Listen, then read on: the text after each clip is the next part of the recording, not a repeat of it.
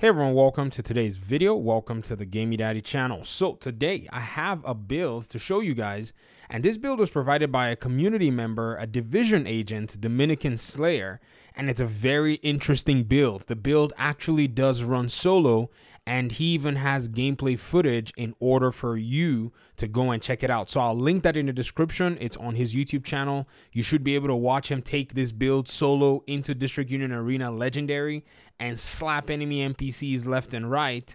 And I think the build really does, accentuate what a solo player needs to have while they're going around. Now, if you really want to submit a build, join the Gamey Daddy Discord channel and submit your builds. One of the best ways to get your build moved up in the queue is that you have footage using that build. People want to see your build in action.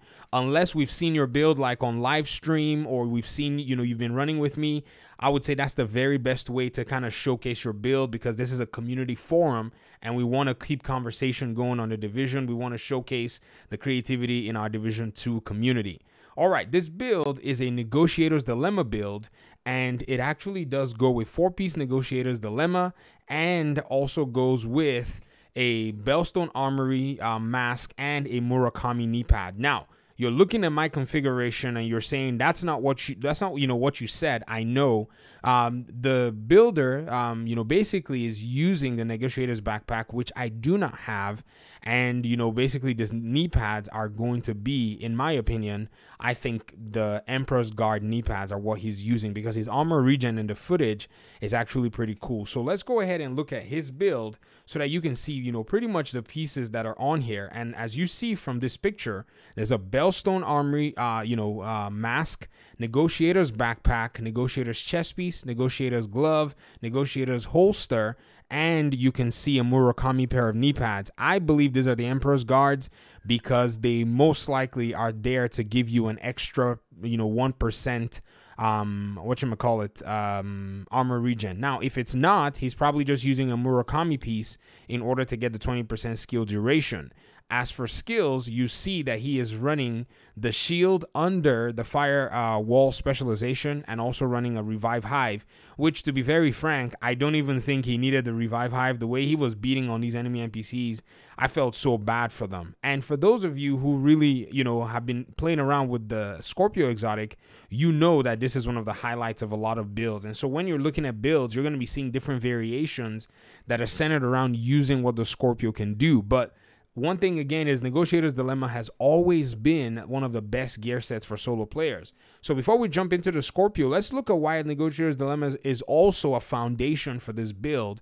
And that is in the 2 pieces, which gives you 15% crit chance. 3 pieces will give you 20% critical hit damage. And then on your 4th piece, which is Hostile Negotiations, critical hits mark enemies for 20 seconds, up to 3 marks total. When you critically hit a marked enemy, all other marked enemies take 60% of the damage dealt. Whenever a marked enemy dies, you gain 2% critical hit damage, stacking up to 20 times until your combat ends. So you're getting a lot of crit chance and a lot of crit damage as you're taking out enemy NPCs, and as long as you're in combat, that stack actually is full and remains. The beauty about this, and I destroyed my Negotiator's backpack. I don't know why. I did the raid and got it a long time ago. Now I need some stuff to be able to craft it, some of the, the materials from the Dark Hours raid, but I'll just farm it back. The backpack actually takes that talent and actually makes it better. So in the chest piece, what it does is it increases the rich environment, basically target rich environment. It increases the Hostile Negotiations mark from 3 to 5. So I can mark up to 5 enemies and take them out. In the case of the backpack, I can't remember exactly what the talent is called, but what it does is it actually increases the amount of damage that you're doing to enemy NPCs. I think in the case of Negotiator's Dilemma, you're doing 60% damage. If you don't the backpack, I think that damage is actually increased to 75 or 100.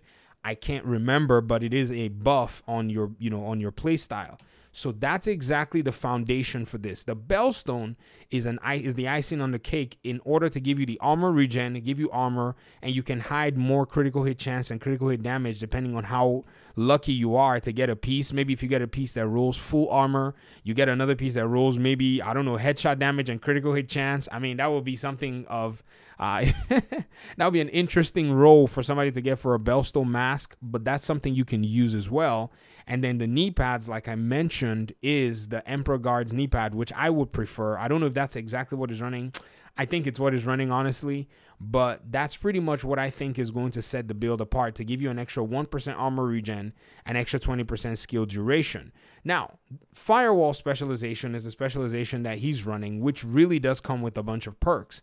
For those of you who don't know, one of the real cool things about Firewall Specialization is there is a shield mod that you have access to, the ballistic shield, the striker ballistic shield, that allows for you to be able to don some real heavy weaponry and also give you more damage resistance for your shield. So a shield like this, you know, basically is not as, you know, tough as, say, the Bulwark shield, if you get what I mean. But when you're using Firewall, you get access to the Striker ballistic shield, which gives you a little bit more buffs. It's actually better than the Crusader ballistic shield. And so this is basically what you have. So regarding stats, let's look very closely at some of the stats here so that you can basically see for yourself. Weapon damage is like 670k. Doesn't look like a lot, but when you see it in action, you'll know what I mean. With a Scorpio, you have about 51% crit chance, 131 crit damage, 45% headshot damage, 10% armor damage, and these are just basically your damage stats as they go with a build like this. So my recommendation is, oh, there it is, Emperor's Guard. See, I knew it. It just made a lot of sense that that's the knee pads that you run. If you're wondering where you're going to get Emperor's Guard from, it's a Dark Zone exclusive. So what I would say is, if you go into Dark Zone, you can farm for it. But the best way I would say is just go to the Dark Zone and farm for Dark Zone resources. Dark Zone resources are basically kind of a currency you get every time you dismantle items that you don't want inside a Dark Zone before you extract them. These resources will basically, you know, they're basically currency that you can shop with. Look, I have a bunch of them here, and I can redeem them and use them to purchase stuff at the Dark Zone vendors. Usually the named Dark Zone items, they go on a rotation and go to the vendors. So if you stack up enough dough, I think about 155 of the DZ currency, you can actually get yourself one of these items. Now, a little bit more about this build. I took my version and I went and tried it out, and I could really feel that damage that I wasn't getting. So if you don't have the Negotiator's chest piece and backpack, I don't know if there'll be any kind of, you know, I would say substitute for you. Maybe you can slap the Memento one, but it's not going to do the job because, like I said, you know, Negotiator's Dilemma really is a brand set that really does highlight and accentuate what the solo player is about.